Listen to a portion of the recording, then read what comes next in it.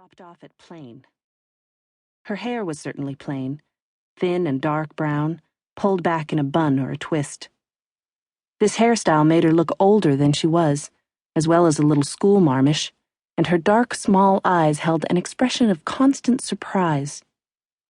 While the other women tended to sigh a great deal or make trips back and forth to the soda machine, complaining of backaches and swollen feet, warning each other against slipping off shoes because you'd never in 100 years get them back on, Isabelle Goodrow kept fairly still. Isabelle Goodrow simply sat at her desk with her knees together, her shoulders back, and typed away at a steady pace. Her neck was a little peculiar.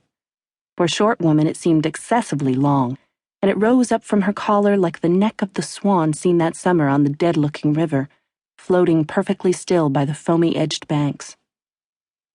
Or, at any rate, Isabelle's neck appeared this way to her daughter, Amy, a girl of 16 that summer who had taken a recent dislike to the side of her mother's neck, to the side of her mother, period, and who anyway had never cared one bit for the swan.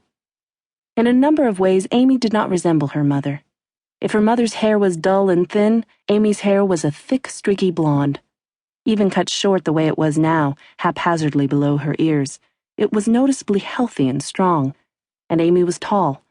Her hands were large, her feet were long. But her eyes, bigger than her mother's, often held the same expression of tentative surprise, and the startled look could produce some uneasiness in the person on whom her eyes were fixed. Although Amy was shy and seldom fixed her eyes on anyone for long, she was more apt to glance at people quickly before turning her head. In any event, she didn't know really what kind of impression, if any, she made, even though she had privately in the past studied herself a great deal in any available mirror. But that summer Amy wasn't looking into any mirrors. She was avoiding them, in fact. She would have liked to avoid her mother as well, but that was impossible. They were working in the office room together. This summer arrangement had been arrived at months before by her mother and Avery Clark, and while Amy was told to be grateful for the job, she was not. The job was very dull. She was required to add on an adding machine the last column of numbers of each orange invoice that lay on a stack on her desk, and the only good thing was that sometimes it seemed like her mind went to sleep. The real problem, of course, was that she and her mother were together all day. To Amy, it seemed as though a black line connected them, nothing bigger than something drawn with a pencil, perhaps, but a line that was always there. Even if one of them left the room, went to the ladies' room or to the water fountain out in the hall, let's say, it didn't matter to the black line. It simply cut through the wall and connected them still. They did the best they could. At least their desks were far apart and didn't face each other. Amy sat in a far corner at a desk that faced Fat Bev. This was where Dottie Brown usually sat, but Dottie Brown was home getting over a hysterectomy that summer. Every morning Amy watched as Fat Bev measured out psyllium fiber and shook it vigorously into a pint-sized carton of orange juice. "Lucky you," Fat Bev said. "Young and healthy and all the rest. I bet you never think about your bowels." Amy, embarrassed, would turn her head. Fat Bev always lit a cigarette as soon as her orange juice was done. Years later, a law would be passed preventing her from doing this in the workplace, at which point she would gain another 10 pounds and retire. But right now she was still free to suck in hard and exhale slowly, until she stubbed the cigarette out in the glass ashtray and said to Amy, "That did the trick.